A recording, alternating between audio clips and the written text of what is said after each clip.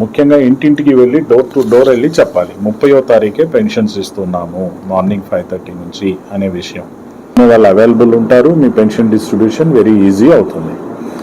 ఇక మార్నింగ్ నుంచే మీరందరికీ ఎవరైతే ఎంపీడీఓలు మీరు ఉన్నారో మీరు ఏ పెన్షన్ డిస్ట్రిబ్యూటింగ్ ఫంక్షనరీ ఎవరు స్టార్టే చేయలేదు అనేటువంటిది మీ లాగిన్లో ఆ రిపోర్ట్ చూసుకొని అసలు మొదలే పెట్టలేదు అనేవాడిని వెంటనే ఫోన్లో మాట్లాడాలి. అక్కడికి ఎంపీడీఓ వెళ్ళిపోవాలి, మీకున్న ఫోన్లో మాట్లాడాలి, ఆ సెక్రటరీ ఆ విలేజ్ సెక్రటరీతో మాట్లాడాలి.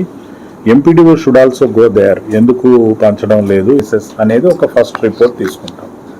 అన్ని చోట్ల స్టార్ట్ అయింది అనుకొని కన్ఫర్మ్ చేసుకున్న తర్వాత డిస్బర్స్మెంట్ ప్రోగ్రెస్ పెర్ఫార్మెన్స్ ఏంటి, దాని పర్సెంటేజ్ ఏంటి అనేది అవర్లీ రిపోర్ట్స్ తీసుకుంటాం. Every half an hour every hour మనము పర్సెంటేజ్ తీసుకుంటూ వస్తాం. ఫస్ట్ కావాల్సింది every one should start the disbursing.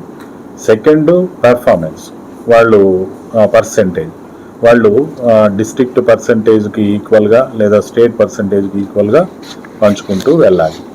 ఇక మూడోది ఏంటంటే mandal special officers. Mandal special officers మీరు ఎవరైతే ఉన్నారో you should be in the mandal from 6 AM to till completion of the at least 99%. మీరు ఆ మండలాల్లో ఉండాలి. మీరు అక్కడ ఉండి మీరు కూడా మండల్ పరిషత్ డెవలప్మెంట్ ఆఫీసర్ లాగిన్స్ని నోట్ చేసుకొని అదే లాగిన్ని మీరు యూజ్ చేసుకుంటూ ఆ లాగిన్లో మీరు చూసి ఎవరైతే ఫస్ట్ రిపోర్ట్ ప్రకారం ఇంకా స్టార్టే కాలేదు అని ఉంటుందో దాన్ని మీరు అడ్రస్ చేయాలి.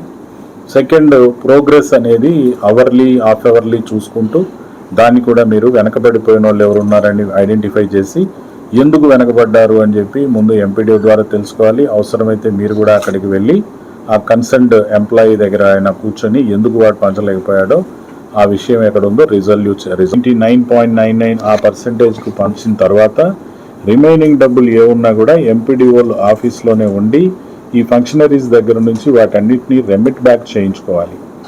లేదా మరుసటి రోజు కూడా మనం పంచడానికి అవకాశం ఇస్తున్నాం కాబట్టి దే షుడ్ డిస్బర్స్.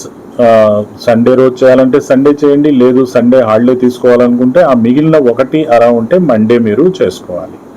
సో ఆ విధంగా మండే కూడా చేసిన తర్వాత అప్పటికి కూడా ఇంకా మనము ఇవ్వలేకపోయినటువంటి డబ్బులు ఉంటే రెమిట్ బ్యాక్ చేయాలి ఎంపీడీఓ దగ్గర.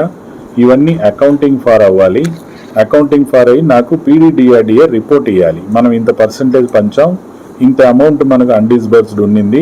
అట్లానే ఎవరైతే ఒకరిద్దరు హేరాఫేరీ చేసినారు మనకి లాస్ట్ టైము, మనం we have taken very serious అయ్యి ఎవరైనా ఉన్నట్టయితే నాకు ఇమ్మీడియట్గా తెలియాలి.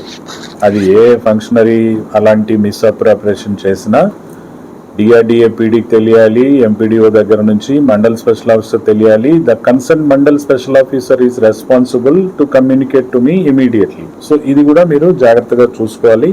ఇప్పటికే మీరు గత 4-5 నెలలుగా మీరు ఉన్న ప్లేసెస్లో మీరు పనిచేస్తున్న మండలాల్లో చక్కగా చేస్తున్నారు. దీన్ని మరింత డిసిప్లిన్తో మరింత ప్రోగ్రెస్గా మనం తీసుకొని చేయాలి.